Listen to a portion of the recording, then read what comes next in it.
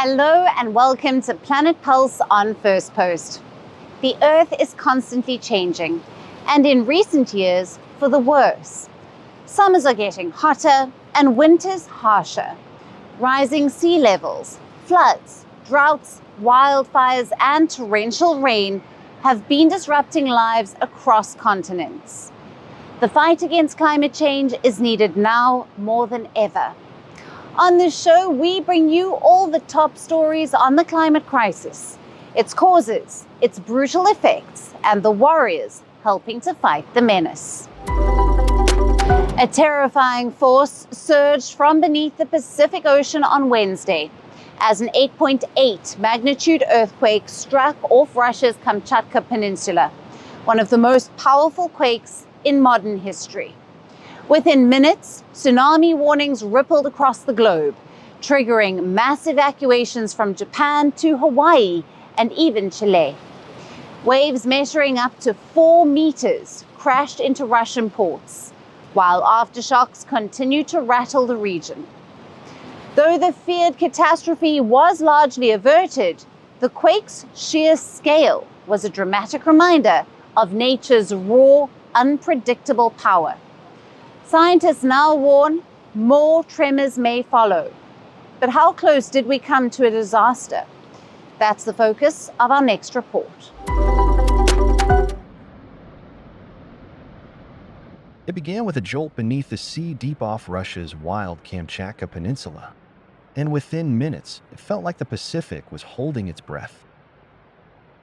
A massive 8.8 magnitude earthquake, one of the strongest ever recorded, struck on Wednesday morning and sent tsunami waves fanning out across the globe. Like ripples from a stone dropped into an ocean the size of the Earth itself. From Japan to Hawaii, Chile to Alaska, sirens blared. Alerts flashed across phones and more than 2 million people scrambled for higher ground. I heard the tsunami warning at work as my workplace is by the beach. My coworkers told me to come home because I have a small child, and she was waiting at home, so I came to pick her up. But now the fear is fading. Tsunami warnings have been lifted across the Pacific, and millions are returning home but rattle.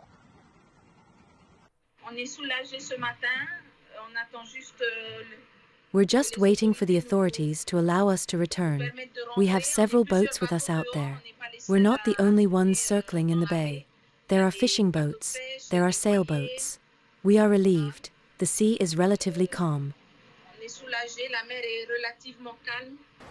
Russia was the one who took the first hit. In Severokurilsk, a small Russian port town, 4-meter waves surged through streets, flooding a fish processing plant and smashing boats against the shore. Another video from a Kamchatka hospital showed doctors in the middle of surgery as the building swayed, but they didn't flinch and the operation continued.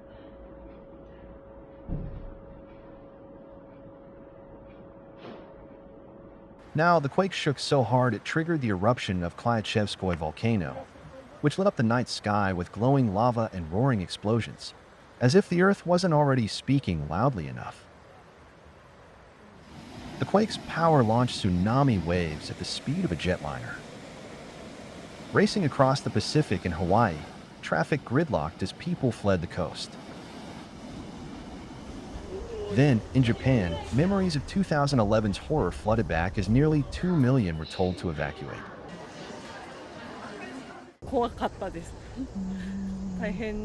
I was very scared when I heard the news. The warnings were for all over Japan, so I was frankly scared.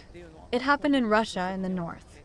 I was surprised how it traveled all the way down the Pacific Ocean. Even Fukushima's nuclear plant was temporarily evacuated.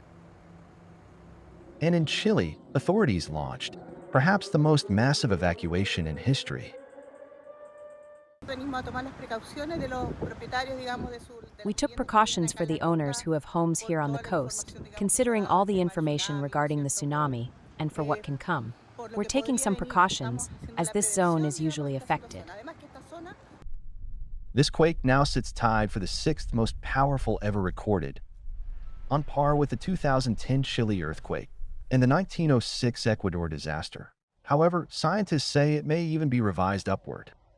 A violent subduction event where the Pacific plate slid beneath the North American plate caused a seafloor rupture perhaps 300 miles long. Kamchatka Peninsula is situated in the area where two geological plates collide. So, there are two oceanic crusts that are diverging at speed of 8 meters per year, as I remember. That's why it is to be expected and it is predictable that earthquakes happen in this zone of subduction. While only one death has been reported, that of a woman in Japan who drove off a cliff while fleeing, the quake's true scale will take days to fully understand. Actually, there are already some studies showing some preliminary results of this earthquake. So right after that foreshock, like slightly towards south, there is an epicenter or starting point of today's magnitude 8.8 earthquake. In fact, already dozens of aftershocks have followed, including one of magnitude 6.9. The U.S. Geological Survey warns of a 59% chance of a quake, above 7.0 in the coming week. So, as the last of the tsunami advisories fade, and coastal towns breathe a collective sigh of relief, the message is clear. In a world stitched together by shifting plates and deep oceans, no place is too far from disaster. Because on Wednesday the earth cracked, the seas rose, and the world was jolted.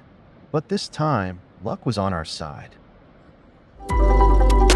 Scorching, suffocating, and unrelenting, a brutal heat dome has settled over nearly 3/4 of the United States, pushing temperatures to record-breaking highs and testing the limits of power grids and public health systems. From the Midwest to the Northeast and down into the Deep South, millions of Americans are sweltering under extreme heat warnings.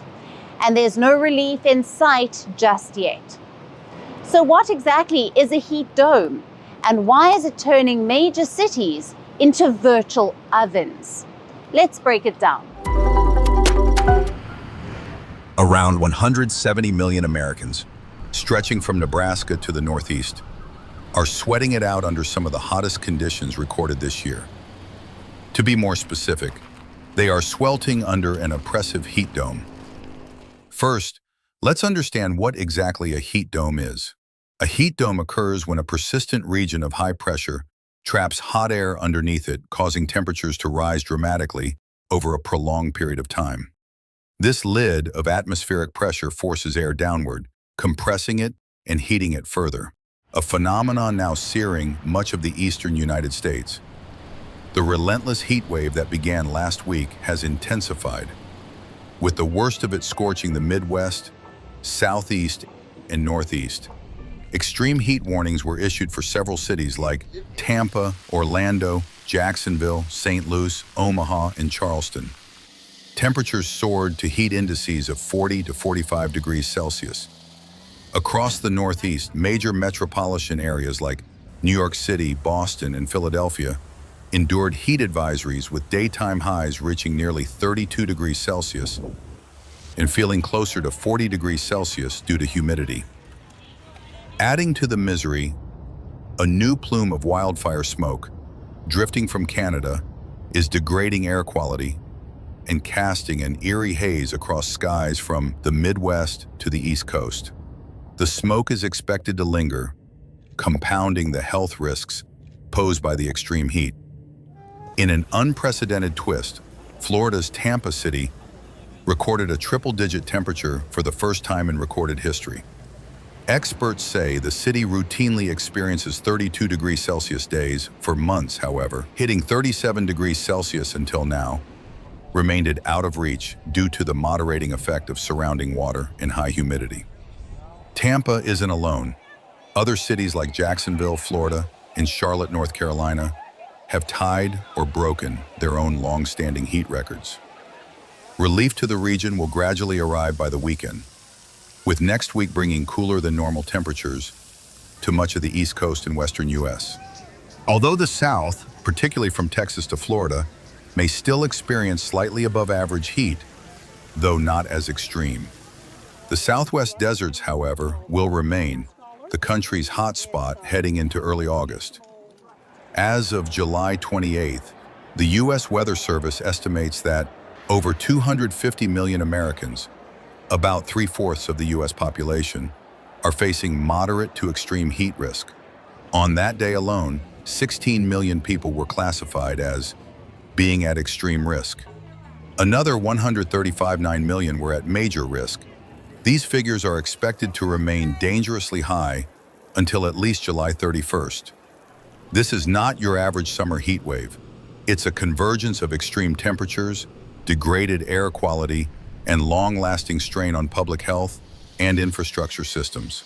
With records failing and millions vulnerable to heat-related illness, this ongoing event is a stark reminder of the escalating impacts of a warming planet. Stay indoors, stay hydrated, and stay informed, because the summer is only halfway through. Across Turkey and Greece, flames are racing ahead of firefighters. Villages are being emptied, forests are disappearing, and the battle to contain it barely working. As parts of the Mediterranean face record-breaking temperatures, the region is now in the grip of a full-blown fire crisis.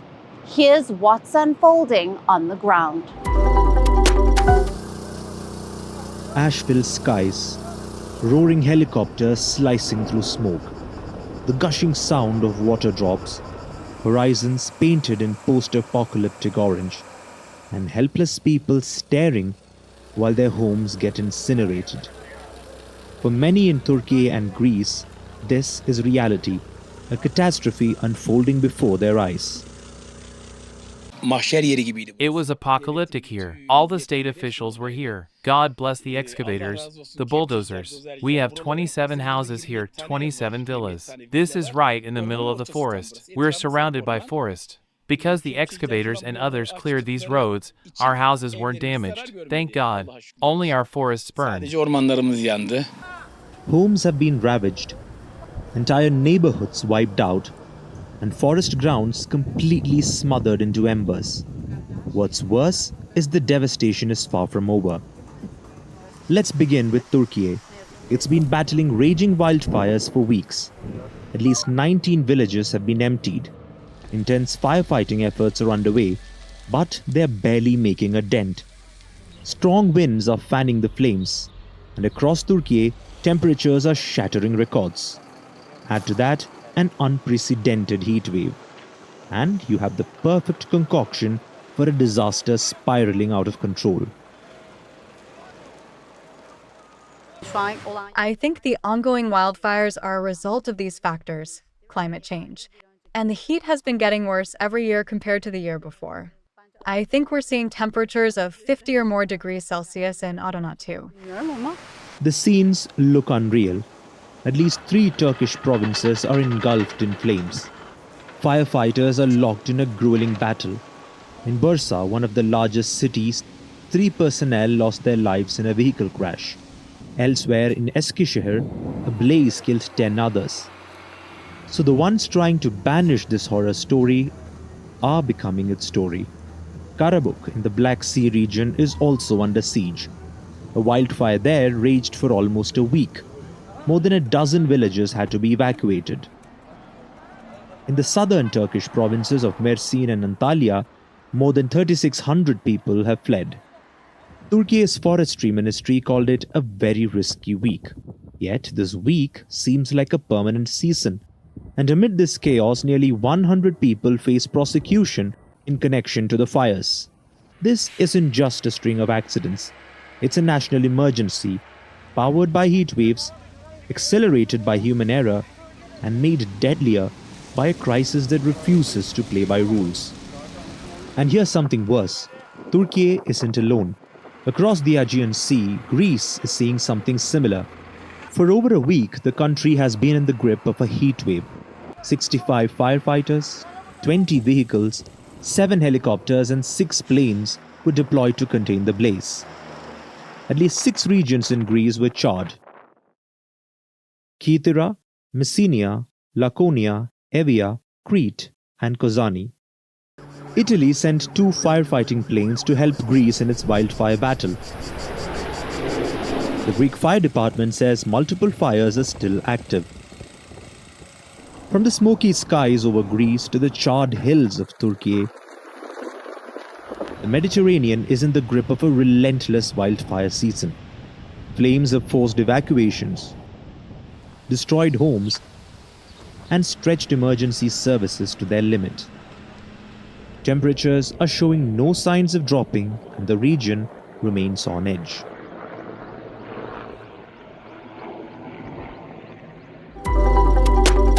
And that's it on Planet Pulse for today. We will see you again at the same time next week.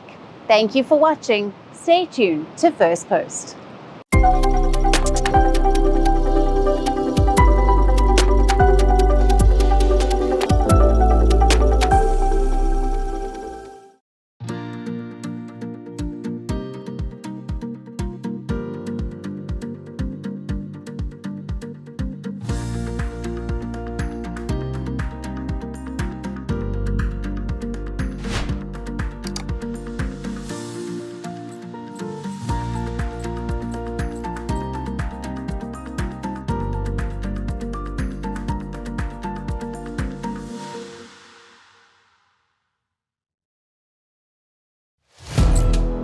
Firstpost now available in 9 languages on YouTube.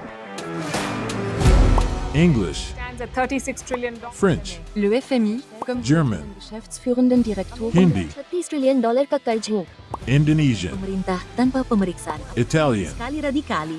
Japanese, $4 Portuguese, por causa do próprio balanço patrimonial. Spanish. Beautiful bill. Go to Settings, click on Audio Track and select the language of your choice. Be the first to know what's happening around you in your first language. Firstpost.